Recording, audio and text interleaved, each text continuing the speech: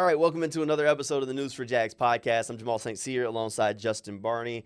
All right, Justin, we've reached the point in the offseason where these podcasts are going to start getting a little bit more challenging to come up with topics for. Man, we got about 6-7 weeks before training camp begins and a little bit of vacation time for us, for the players and coaches as well.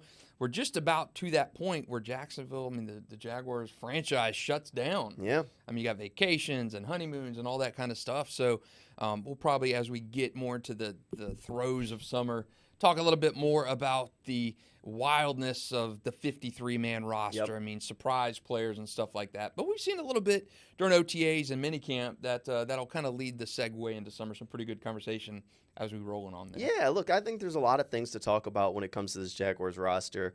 It's going to be exciting. At some point, we'll take the challenge of doing a way too early 53-man roster. We like to compete with this thing, so we'll see what happens. Beat me by one last year. Just barely edged him out. He beat me in the first way too early. He beat me, but the second one that we did in the middle of training camp, that's where I was able to come back. I think he had like a 3 or 4 player lead. Yeah, and you came back and reeled me in. And I was able to come back on him. So that's pretty good. So. Today's podcast, we're going to kind of go through and dive into a little bit of what we've seen through minicamp as the Jaguars kind of close the book on the offseason program, plus a couple of players that have maybe stood out to each of us over the course of this offseason. And, look, I always like to preface this conversation. One of my things is that it's tough. There's no pads. There's no helmets. They're in shorts and shirts and hats on backwards. Yeah, hats on backwards out there in bucket hats. Like, this is not full speed. It's really tough to get a read on some of these guys, but we'll do our best to kind of get a read on where it's at and what they're doing, and some of the guys that maybe you should keep an eye on that maybe are a little bit farther down that depth chart, or at least we were guessing they were a little bit farther down that depth chart, but could be surprises for that 53. Yep, in the Tuesday minicamp, there were some plays today. We're doing this Tuesday afternoon. Very impressed with guys. Buster Brown. Oh, he had the nice pass breakup, didn't he? Very good play on Brian Thomas Jr. on a nice little curl towards the end zone that Mac Jones threw. Buster broke on it, and it was fantastic. Great play from him. Parker Washington, a great catch on a carom off the goalpost, I thought was really good. I don't know if you saw that one, Jamal. I did see that one, but that's out of bounds. It was out of bounds. It doesn't count. It was the players went crazy. Yeah. Patrick Murtaugh went up to try and catch it off his fingertips, hit the goalpost, carom back into play, and Parker Washington came down. It was an unbelievable snag today. So, again, some really cool things. When you're not going full speed, those kind of plays. Mac Jones was pumped up about it. Players on the sidelines were pumped about it. So really cool, kind of spirited, exciting. One of the last days of minicamp, and a lot of those rookies having some fun out there. Yeah, look, that's what this is, because this week for minicamp, so the way Doug Peterson does it is he doesn't make most of the veteran guys come in, but there are a few out there for this year because a lot of them are coming off injury. So Josh Allen skipped the voluntary workout, so he had to show up for mandatory minicamp. And then a lot of the Jaguars offseason acquisitions are coming off injuries. Gabe Davis, Darnell Savage, Eric Armstead, all those guys have been present because they kind of had to be, because they've still been working with the training staff. So minicamps, for the most part, at least the way Doug Peterson runs it, is a time for young players to get a couple extra reps and a little bit extra time with the coaching staff. Yeah, and Press Taylor said that today. Lots of reps for those young guys, and you're seeing that. You're getting more of that personal attention. You're getting some of that coaching that you are probably not going to get during training camp when the veterans are back and it's full bore. So, Doug and Press and Ryan Nielsen, even though he was missed today's practice, those guys are getting that more personal attention. So it's kind of cool to see those rookies who, again, will be around for training camp, but maybe not much longer after that as that roster goes from 90 to 53. So cool to see some of those guys and talk to some of those rookies too. Yeah. Cool to see that energy and how things have changed for them just since coming in here in the draft. And here we're already at the summer point. So pretty cool to see how they've changed and developed too. All right, so before we dive into our maybe under-the-radar players that have impressed, there were 2 things that I wanted to go ahead and cross off our list. First one, everybody wants to know about Brian Thomas Jr. Early impressions of BTJ. He's looked good. Yeah. He looks like that number 3 receiver. I think right now it's Christian Kirk, Gabe Davis, Brian Thomas Jr. He looks good. He's got that sizzle on him. When he makes a play, he looks good. I still think the route running needs a little bit of work. But again, he's a rookie. He's been a professional player for 2.5 months right now. I like the ability that he brings and gives that offense a target for Trevor Lawrence to grow and develop with. Yep. And again, is he going to come in and be Marvin Harrison Jr., Jimmy Smith? No, he's not going to be like that. I think he's going to be a 750-yard receiver in his first year, and he'll take that step in years 2, 3, and 4, and hopefully that rapport with Trevor, that young receiver, that rookie type of guy who can give Trevor Lawrence that development that he needs. Again, it's nice to import free agents and sign those guys to contracts, but again, your receiving core can't be all free agent acquisitions, and that's what it's shaped up to be with Calvin Ridley and Christian Kirk and Zay Jones last year. So again, I think it's good to draft and develop, especially at such a position where it impacts Trevor Lawrence. Look, I kind of echo some of those things. So here was one of the conversations I had at practice today. One of the guys that goes around to more of the NFL practices, he said, he's amazed that Brian Thomas Jr. just looks like a pro. Mm-hmm. And he compared it to when he saw Jamar Chase as a rookie, saying how you could just tell the guy was different and clean and crisp, and he looks like a pro. Right. Not saying that maybe Brian Thomas Jr. is Jamar Chase, but just kind of he just kind of looks like a pro, and you can tell. And he's kind of got one of those personalities where he's going to carry himself, go about his business. Even Press Taylor was kind of talking about it, where they tell him something after a mistake, and they want him to communicate back to them, but they're not getting necessarily the communication from him that they were hoping for. But he just goes out there and executes it. So one way or another, he's receiving the information. So look, so far so good. I like what I've seen from BTJ. He's made some nice plays out there. Definitely some flashes along the way. Again, still early, but he's out there competing. He's making it rough on these DBs. I will like when I see him line it up against Jaguars Jones, Tyson Campbell. Some of the best battles last year in training camp were Darius Williams going against Calvin Ridley, where Calvin on Tyson, where you had that competitive fire from both of those guys. So I'm going to be pumped when I see Jaguars Jones facing off with BTJ or Tyson on BTJ when it really comes with the pads on. You can jam that receiver. I'm going to be excited for that come training camp. I love those individual type battles. You haven't seen that. Again, Brian Thomas Jr. catches the ball, the whistles blow. You're not having that tight press coverage. So it's tough to see it, but he passes the eye test. All right. On the other end of the coin, you just mentioned Jaguars Jones. So this was a conversation that I kind of wanted to have. I was thinking about a little bit at practice day. So Darnell Savage, early on in the process, Doug Peterson mentioned that, I think this was at the NFL owners meetings, he told us that Darnell Savage was going to be their slot. He was going to be their nickel. Mm-hmm. So their starting lineup would be Savage, Antonio Johnson, Andre Cisco. That was what he projected then. Jaguars Jones gets drafted, maybe changes the narrative just a little bit because he was an impact slot defender. Right. And then it doesn't help that, and we talked about this on our guys that were under pressure. I said Antonio Johnson because his starting or his playing time is kind of out of his control. He has to play well, but he needs other people to open the door for him as well. But Darnell Savage has kind of been sidelined. He's been dealing with a rotator cuff injury or rehabbing back from it from at the end of last season. So he's still wearing the non-contact jersey. But today was the first time that I really remember him vividly lining up during team portions of drills. And he lined up almost exclusively in the slot. So my way too early question is, what is your starting secondary for next season? Because I've been pondering this as I was sitting there watching Darnell Savage, and everybody has raved about Jaguars Jones for the entire offseason process since he stepped on the field. So, let's go ahead and we'll pencil in Tyson Campbell. Right. And we'll pencil in Andre Cisco. Who are your other three starters? It's a good question because I saw the same thing today with Savage in there with that non-contact. He was kind of in the goal line situations when they were working inside that 20, and he was running around, moving around. Really the first kind of activity I saw where he looked like a guy who could really get out there and play, but he was in that slot. I asked Jarian today after practice, I said, hey, where are you more comfortable at in this Ryan Nielsen defense? And he says, wherever they put me.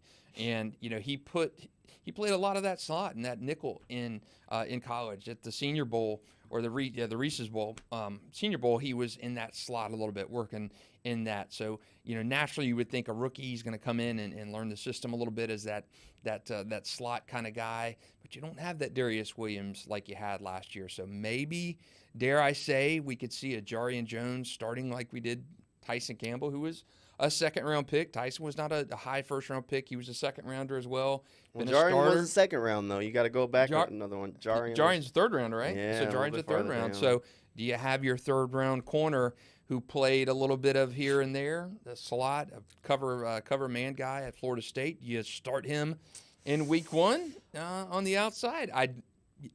Had you asked me this after the draft, I would have said no way. Yeah. But NFL owners meetings, when you talk about Savage, where he's going to line up, where I saw Savage today lining up in that nickel in that slot. Yeah, it's a good question, and after the draft I would have said Jarian all the way in that slot. Today, I think if you press me, I think Jarian's outside week There you 1. go. All right. So I think we're seeing it very similarly. So Savage had a really good day today. I mean, the first time we saw him, he ended practice with an interception, but he played almost exclusively in the slot. And Doug Peterson kind of told us early on that was the plan when they brought Savage in. And when you say that, all right, and the plan was probably also to start Ronald Darby outside. But every time I see Jarian, and I feel like he's made a play each time. And again, I guess these are not full speed kind of deals, but he's impressed a lot of people. You look at that and you say, how are you going to keep that guy off the field? I think he's going to end up starting. I think Ronald Darby is going to be your reserve corner, your third corner. I think Savage is in the slot. I think you're going to have Antonio and Cisco on the back end, with Jarian starting on that other edge from day one. I really think that's what's going to happen. We had this conversation last year about that kind of that nickel corner, if you remember that. The training camp battle was Greg Jr. there, was Buster Brown.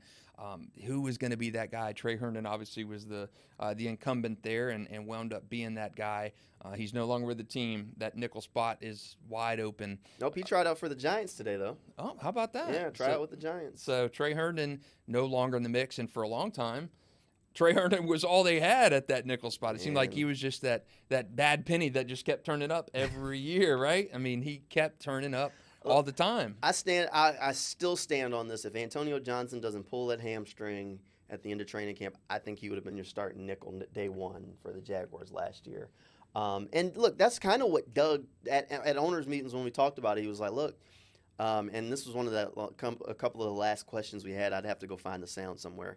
But he said they want to put Savage in the slot and start Antonio at safety because of the versatility that you'll get out of that to be able to defense. You can still drop Antonio into the slot and then play Savage deep. And that's a different versatility than you get if you have a corner there. Savage and Antonio are going to give you a better run fit than just about any corner. Not a shot at Jarian, but both of them are bigger than him. Right. So all of a sudden, you improving your run defense. If you think both of those guys can hold up in different situations for coverage reasons, then now you got that real flexibility of they have no idea. You can line them both up in the slot and have one bail at the last minute. They don't know what you're going to do. So you have a little bit of different versatility to go out there with that 3 safety look with guys that have different skill sets. I think it's going to be interesting. That's why I wanted to pose it to you. I like it. I mean, I like Jarian. I had him in the mock draft to the Jags. Talked to him today. He nailed it. That's right. I had him in the 5th round, though, I think. Yeah. But I talked to him today. Just very impressed with him. Fans, if they have a chance to talk to Jarian and see him, he is an immediate fan favorite. Yes. He said his name is actually spelled Jarian, but he added the second R so people wouldn't stop mispronouncing it. It's Jarian Jones, and not people, Jarian. I've messed it up, too. Yeah, we've all messed it up. Yeah. But he said he's given us a pass, so if you mess up his name. Well, we do appreciate it. He also is very serious about his socks. Yes. So he said that he only wears he loves ankle socks, and he only wears them once. He doesn't wash them, throws them away, so he goes through, he'll buy like a pair of 60 socks a week. That's crazy Which is insane. Is absolutely insane. But apparently he loves clean socks and doesn't believe in washing them. I don't know. So, and he said he's been doing that since his junior year of high school. High school. Yeah, that's crazy. That is absolutely crazy. The number of socks this man has thrown away after one pair is probably insane. To me, that's the biggest minicamp takeaway. The Jarian Jones foot game. That's it. His socks are clean. Just know it. All right. Okay, so let's get to our under-the-radar players that maybe have stood out. So I'll let you take it first. Who has really caught your attention so far? He was here last year. But I'm going to go, there's 2 of them. Elijah Cooks, Parker Washington. Elijah made the roster last year, kind of as a 6th, 7th guy. But but I've liked what he's done this year. Again, he's a different receiver from what is on Jacksonville's roster, not so much as much now as he was last year. With the addition of Brian Thomas Jr., he's got size, but Elijah Cooks is a big boy, 6'4" frame. On that outside, he provides those big hands. And Parker is that kind of that the yin to the yang of Elijah or Brian Thomas. He's more of that Christian Kirk build, that very slider build, 5'10", 5'11" guy. He's stocky, he's big, but he got a little bit of that playing time last year when Christian was down, and he showed. He had a couple touchdown catches, unbelievable catch in that primetime game for a touchdown. So, again, with a year of refinement in that system, he was rough around the edges last year in terms of routes and getting out of his breaks. He was a key factor on why Trevor Lawrence suffered that ankle injury, I believe, in that primetime game, which Parker did not break out of his route at the right time, so it caused Trevor to tuck it down and hold on to it for a little longer. So I'm going to say Parker Washington is kind of that guy, and Elijah Cooks, to me, are more of those under-the-radar guys. They're not – I mean, Press Taylor talked today in availability about your first two receivers. Your 1, 2, and 3 receivers are the guys, and the other guys beyond that are – your reps and your targets are not nearly as much as those first 3 guys, so you're going to have to do something on special teams. Parker has shown that he could do it on special teams, handling returns last year. Parker's my kind of under-the-radar guy to watch who should play a little bit more than his day 3 status as a draftee last year. There's a little bit of hype around Parker. Yeah. I mean, Press was talked about Parker today, said he's really liked, says the game's slowing down for him. Doug Peterson's talked about Parker Washington. Chad Hall talked to him last week. He said that Parker Washington looks faster, considerably faster, because apparently he wrapped up his Penn State career with a relatively serious injury. Right. So now he's back to full speed, and they like what they've seen from Parker. And Parker made some plays last year, so it's easy to understand why maybe he's confident rolling a little bit. So, look, I do like what I've seen from Parker. I do think Parker is in a decent spot. Elijah Cooks, I don't know. I think he's in a tough spot. There's going to be some guns a-blazing looking for that last receiver spot. So he's going to have to show up when the pads come on if he's going to earn that spot, because that's tough. That's real tough. I mean, he's a low end of the roster guy. I mean, he was the last receiver to make the roster last year, and you got to keep in mind that, like, all right, you replaced Jamal Agnew with Devin Duvernay, so that's still a receiver spot there. Parker Washington comes back. You replaced Zay Jones with Brian Thomas. You replaced You replaced Zay and Calvin with Brian Thomas. So he's still in that same, like, almost exact spot. And now you bring in Joshua Cephas, who's a heralded undrafted free agent. You talked to Brevin Easton earlier this week, and, I mean, he's done some good things out there on the field. So there are guys that are – there's a target on his back. People are gunning for him. Yep. And then there's the question of roster building. You technically brought in Mac Jones. You also have C.J. Beathard. If you keep a third quarterback, do you keep 7 receivers again? So there are some tough decisions because they kept 7 receivers last year. 7, that's a ton. So do they keep 7 again? Can Elijah Cooks unseat Tim Jones on some special teams to maybe earn his job? Like, how does all that play together? I think Parker's a little bit safer because he already has a built-in special team spot as a returner. But Elijah Cooks is going to have to figure out how to do something else besides play receiver if he's going to find a way on this roster, because that's what keeps Tim Jones around. Tim Jones is a special teamer, man. Right. So where can Elijah find his bread? Can he be a gunner on punt or something to keep him around? That's the tough part for him. So we'll keep an eye on him. All right, you picked 2 receivers. Yep. I'll stay on the offense, but I'm going to go with a big guy to start off with.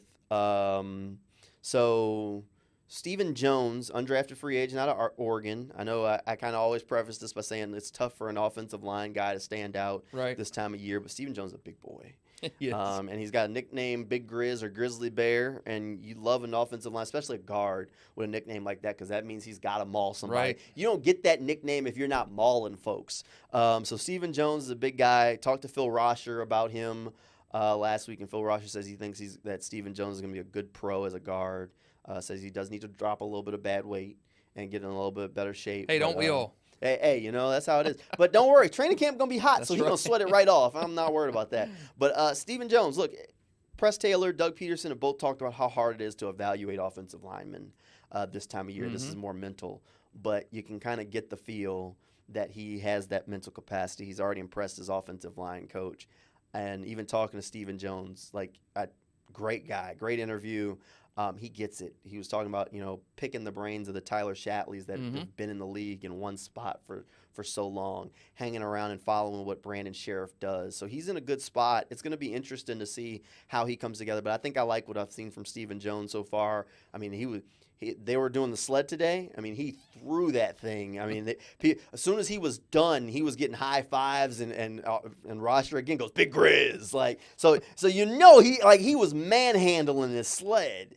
So when your offensive line folks are impressed with the way you throw around a sled, that's right. And with that nickname too, thing. With the you Grizz, gotta do it. Come on, I love that nickname. I love the nickname. We've talked about the offensive line guys, the nicknames, right? We got Tugboat down there. Tugboat's Cooper Hodges. Right. Mitch Morris is Pops, because I guess he brought that one with him from Buffalo. Who else do we have? Anton Harrison is now what? Food Take Ton? That's his what alter ego? It was Ton last year, but maybe they can upgrade it to Food Take Ton. I don't know what Cam's is. I don't know what Cam's is. I forget. I think Sheriff's is just the sheriff or something like that. His is something simple. It's a gimme.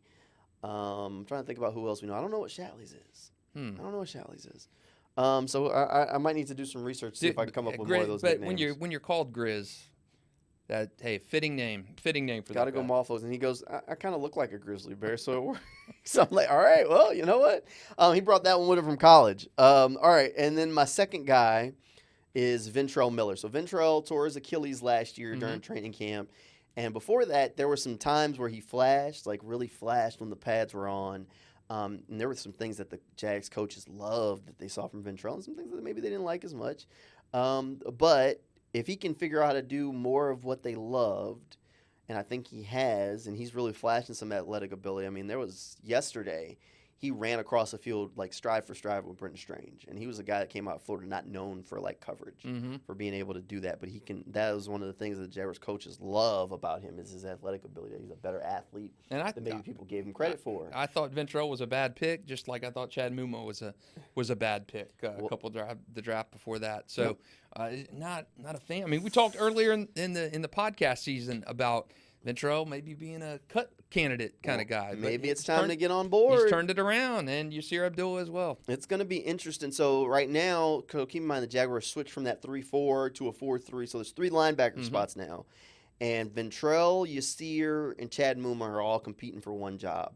If I had to guess right now, just guess, like shot in the dark, I'd probably say that Ventrell's the leader in the doghouse for that job. So, I mean, it could shake out. I mean, and I've sat here and said I thought that Yasir was the leader a couple of weeks ago. But, I mean, from what I get now, I think maybe it's Ventrell. I think that job's going to be decided in training camp. Right. But those are the 3 dogs that are going after it. And it's going to be tough to see. Somebody's going to be upset. But one of those guys is going to be a starter in this defense. And my gamble right now is that it's either Yasir or Ventrell.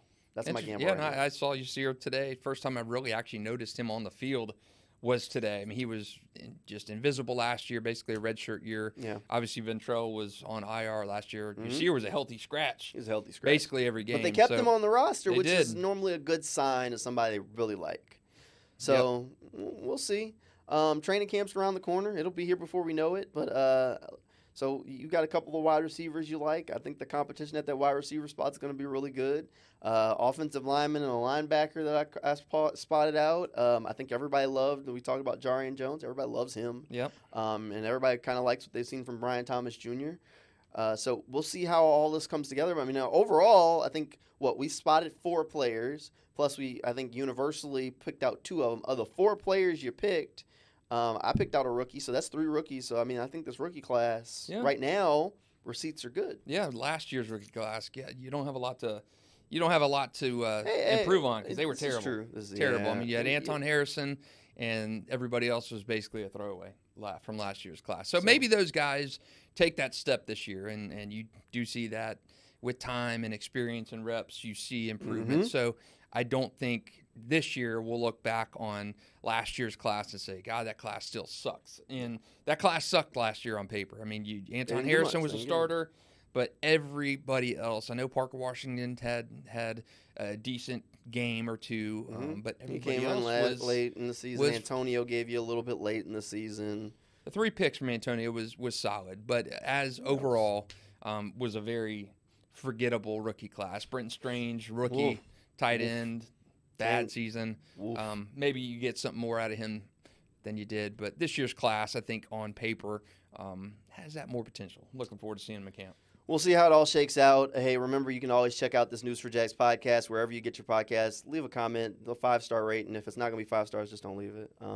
But we'll have plenty more interviews and stuff. You can check out all of our off-season stuff over on News4JAGs.com if you click on that sports page. Hey, thanks for hanging out with us, and we will see you next time.